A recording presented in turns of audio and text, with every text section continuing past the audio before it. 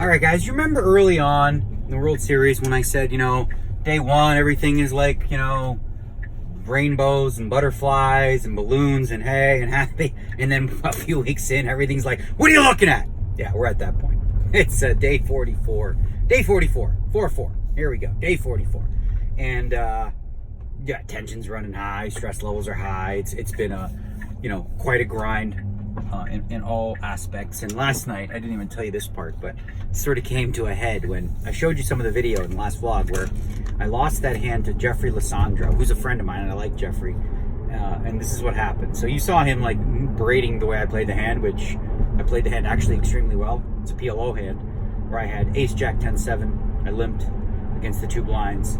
The flop was king queen 10 with two hearts. I have the 7 of hearts, but I don't have a flush draw. I have the nut straight though. Goes check, check. I bet 10K into 30, which is actually pretty standard in that spot. I know some people might not understand why, but there's reasons. And it actually worked. So I bet 10K. The small blind calls. Jeffrey raises pot, 60K more. Now in this spot, he's typically going to have, ace jack as well. And if he does, he may have a flush draw with it. He may have a 2-pair with it. I don't have a free roll. I do have backdoor diamonds because I have the jack 10 of diamonds. So I could hit, if the diamond comes on the turn, we're going to get frisky. There's no point in me re-raising here because if the flush comes or the board pairs, I can get away from it on the turn and I can fold the hand. I don't really care if the guy, on the small blind has a draw to that all that much. I'm not trying to, get him out to win nothing. I'm looking to, protect my stack. So Jeffrey check raises, the flop, like I said. The other guy folds. The turn is a 5, Ranocchio. So if he goes all in, I'm like, all right, he's got ace jack. Hopefully he doesn't have too many free rollouts. I call it. He has king, fucking 8-4 with no hearts. It's the top set of kings, which is never good. He says he thinks he could have got me off jack 9 or something like that. So, although I probably don't ever have it there. But anyway, that's another story completely. So anyway, he starts telling me I played the hand wrong. I was fuming at that point. I'm already like, oh, what the fuck? So I'm like, what are you talking about? Like, you don't even, I was like, I didn't say your raise was bad on the flop, although I do think it was not the best approach. She's like, well, you fooled me. Dude, I'm like, yeah, that's the point of poker. To fool you into doing some dumb shit and getting my money in good, which is exactly what I did. He ended up making a full house, as you saw in the video. So after that, we got into it a little bit. I love Jeffrey. He's a great guy. Somehow it came out of my mouth. I was like, you know what? Let's play heads up PLO for 500,000. And he's like, what the hell? So when you're starting to play, going out with the heads up for rolls thing, that you've been triggered, if you will. So certainly it was triggered there. Yeah. So, and it was also the other stuff too. So I know what happened with the Nick Schulman thing. I know what happened, and it drives me nuts when people on the internet go, "No, it can't be that." I'm like, I'm telling you exactly what happened. Okay? Nick has been sort of he was frustrated, he was upset, and like he hasn't been responding, and everyone's basing the tweet, and they're assuming he was sarcastic when he said the word coincidentally. He's not, because it was coincidental. Here is exactly what happened. She'll shut the up and listen. Okay? This is what happened. From day 5 forward, it was always supposed to be Lon and Norm. Okay? That was always the case. Ali knew this. Ali knew this before. They told him before. They didn't tell Nick until the night before, which is really tilting and annoying for the guy. He wants to play the 50K, he wants to play 100K, he wants to prepare for those things, getting mentally prepared like that. So he wasn't aware until the night before, because they did a poor job of communication in this case. So he was never scheduled to be on day 5, 6, or 7. He thought he was, okay? And no one told him that he wasn't. So he was visibly upset. He was obviously annoyed by that, feeling like he's being, dicked around or whatever the case may be. But him being removed from the podcast had nothing to do with the comment he made. Nothing. When I say nothing, are you listening? Nothing to do with the comment he made about watching the World Series and, it not being the best way to learn how to play poker, okay? I'm the fucking messenger here. So come at me with this fucking shit again. And I'm in a violent mode right now. I'm like frisky. I might start throwing because I'm getting annoyed with this shit. Like, that's what happened, okay? That's verified by literally everyone I spoke to. Nick is, like I said, he turned his phone off. He's like, in an MIA mode. But everyone associated, how stupid do you think they are? They all know Nick is the best commentator. It's not even in question. He's so much better than all the other commentators that they put on there. It's just like, I love Nick. He's my favorite and always has been. I actually listen when he's on commentary because I find it enjoyable. You know, me and Amanda both. Like, she'll just watch poker, go to listen to, you know, Nick and Ali because we really, you know, enjoy the commentary. So, as you can tell, emotion's running high. We got this freaking 7.5 big blind stack on day 3 of the PLO. 41 players left. Yeah, we're going to take some deep breaths when we get in the trailer, and we're going to do a little meditation because we need it right now. Okay? So stop coming at me with this or I will stop.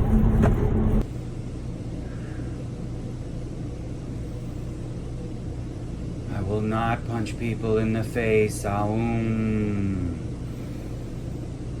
will not curse at everyone. I will not punch people in the face. Ooh.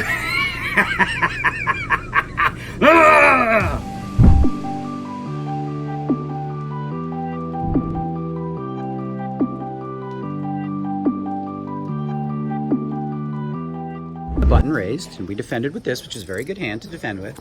He has a speed right now with a king, but we have a 7, so let's catch something good on the turn. There's 2 pair for us. Okay, hold 'em, Texas hold 'em.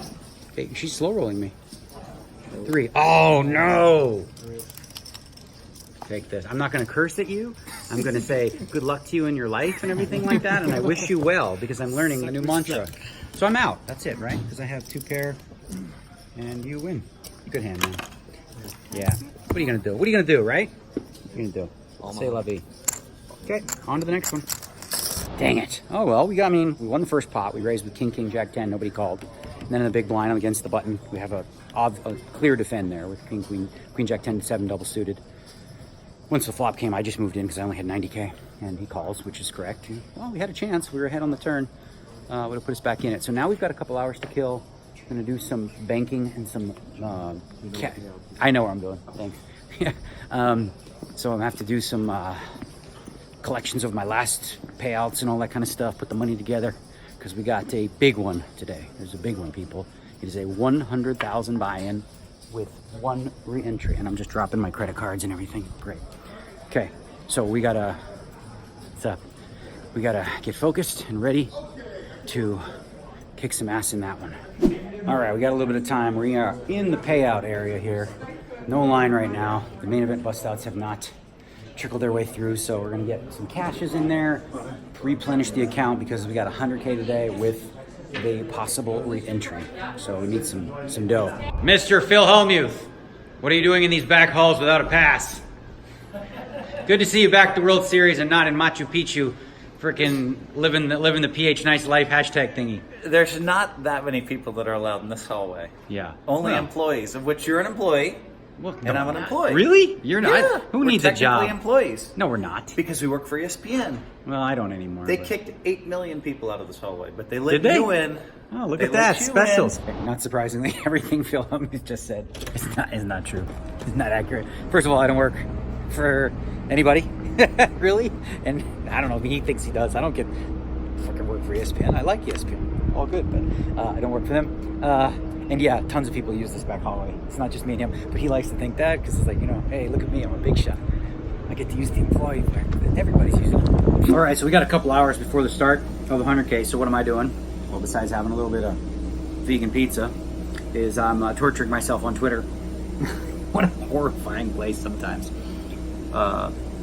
Just discussing this whole commentary thing, you know, and I said something like, you know, typically when, you know, Nick or Ali or whatever's not on, I listen on mute because I find it more enjoyable for me personally to watch the shows, less distracting.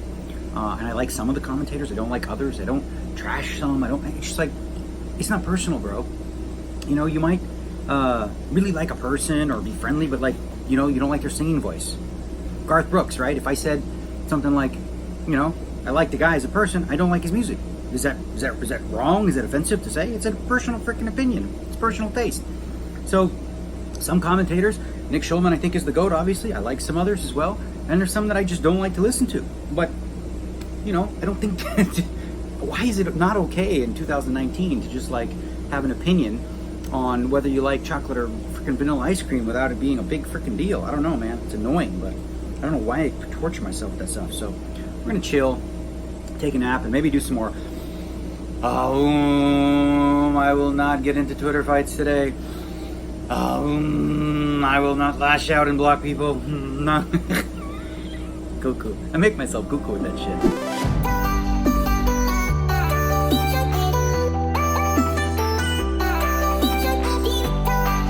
All right, fantastic nap in the trailer, eh? Oh yeah, really great, fantastic, eh? Yeah, so good, huh? So, jumping in right now. It's 3:30. Started at 3 with 600 bigs. What our plan was to do was to see like who's there and decide if we go early or not. Because typically, you know, you get 5-6 people show up right away.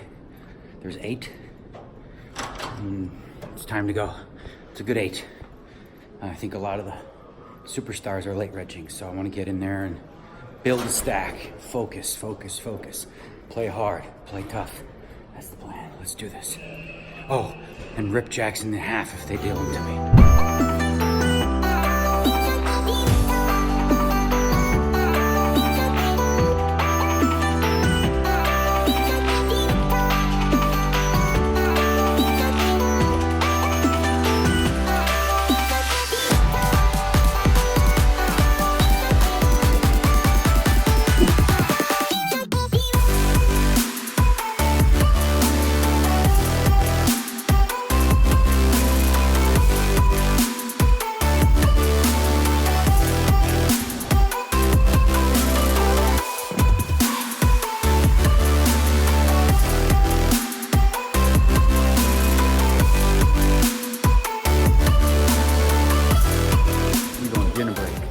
Start with 600 and chips. Just the very last hand. Lost a big pot against Darren Elias, but I got 589, so that's starting stack. Feeling really freaking good. Like super zoned in, super focused, having a blast with it. Feel good about ending today. We're gonna play another 6 levels after dinner, 40-minute levels. Feel good about having 1.6 million by the end of the day. That's what I've been seeing in my mind. Not that that's a thing that I'm going to strive for, but it just feels like a 1.6 million day. I got a couple hands I'll tell you about when I get to the trailer. This last one against Darren was a little goofy. Well, I'll tell you the Darren one I'm going to do this chapter, but I did use a time bank. Ooh, look at me. I had a pair and a straight draw when there's 2 flush draws on board. 10, 8, 7, deuce, 2 clubs, 2 spades. I had 6, 7 of hearts. And I check called the flop and check folded to a jam on the turn. It's a close one too, because I was getting 2 to 1. Could have made that call. Like he could have 2 overs and a flush draw, but decided to play on the conservative side for that one. But it doesn't mean we're gonna do that the whole tournament. We're ready to, you know, use my creativity, which I've already been using. It's been good. I had it up to like 740, 730 before that hand, but we good. Feel really good. Have I said I felt good yet? Because yeah, I do. All right, one quickie kind of hand breakdown for you.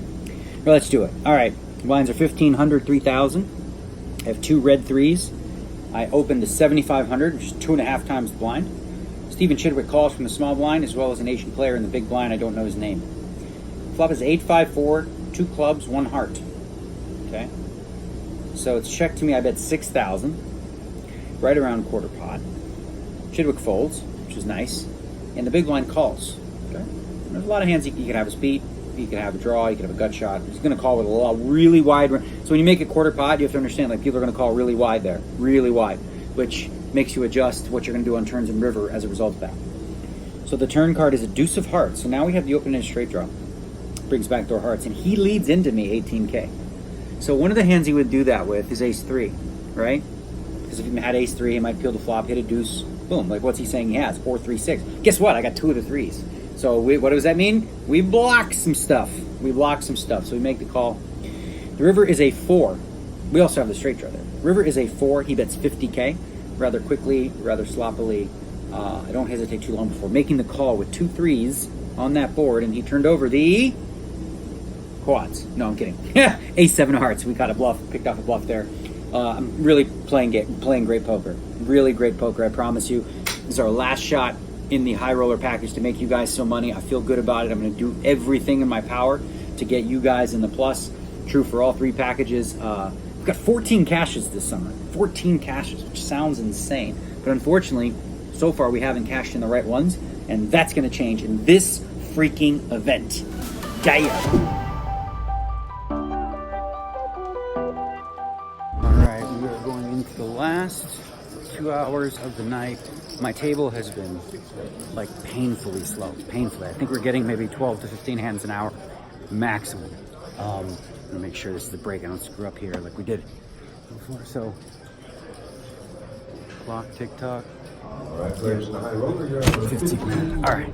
So we've been painfully slow, which is frustrating. I think if you're a good player, you should want to see more hands. But even with a shot clock, people are taking 20 seconds to check and then 20 seconds to, it's just too long, too slow.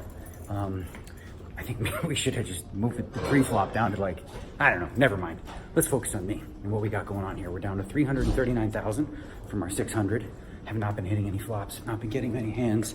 Well, there hasn't been a lot of hands dealt in my current table, but super hyper focused, and I'm playing with this kind of, how do I explain it? Let's try to figure it out. So playing with this kind of like inner, aggression that wants to unleash and do something like super aggro, super like in the moment, like next level thinking with restraint, where like I'm starting from there. It's like, ooh, I want to push, and then going, okay, not this time, or not this time. So really like where my headspace is at. It's kind of a turbo, so blinds are going to be 6 and 12,000. Hopefully we pick up a nice run of cards to finish the night strong. This is one of the dumbest things I ever did. Some guy, I'm in the middle of a hand, he comes, he puts 15,000 in cash on my lap, and then leaves and walks away. That's not some guy. Well, and then I look and I go, where's he going? He left. And I go, whose is this?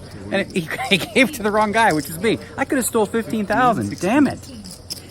Stupid. I got a big mouth. It was a big mistake, Dietrich. Did I do something? Bad play, right? One of my worst plays today. Lloyd is always to take the money. What would you have done there? Just shut up, right? I would think about it and then probably take it. Well, probably. Just freaking put it in your pocket. I'm not So 100% dumb. certain about it. But Would you have said something? No, you just take that money. Gus Hansen's been drinking White Russians. Yeah, White Russians. And he wants to come play the tournament, but he wants to see if he can get in for 75,000. Yeah, a rebate. I think the rest of the players in the tournament should spot me like 500 each. Yeah. I can get in for like 65, 67,000. Seems fair. That Smart seems working like it. a good spot. You can get in. I think at this point he's drunk enough where. Yeah, I have invented some new plays. new place. Some post flop 5x. Yes. Yeah. Oh yeah, baby, you like it? I love it. Go get 66K. Come on, spot me, guys. I'll take it down. We're in this tournament right now with Dietrich, and we're debating who is the funniest German. And the poll has Stefan Sondheimer, Dietrich, and Rainer Kempe in there. But the better question is, who's the most unfunny German? So far, we've had a few names thrown out there as possibilities. Fedor, very serious guy. There's so many. Well, they crack jokes. Jokes, and you just don't understand. You're like, they that to me all the time. yeah. Even you? Okay. I don't know. Who's the most unfunny German? You tell us.